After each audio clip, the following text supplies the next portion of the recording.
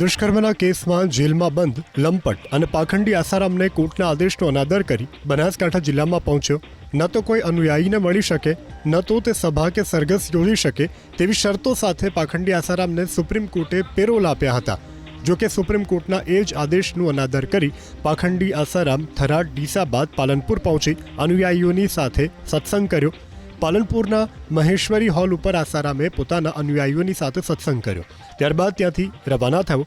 આસારામનો આ કાર્યક્રમ પણ શંકાસ્પદ છે, કેમ કે કોઈ પણ પ્રકારની મંજૂરી વગર જ આસારામે અનુયાયીઓની સાથે કાર્યક્રમ યોજ્યો. એટલું જ નહીં, સૂત્રો પાસેથી એવી પણ માહિતી મળી છે કે પાખંડી આસારામે ગુપ્ત રીતે મહેસાણાની પણ મુલાકાત લીધી.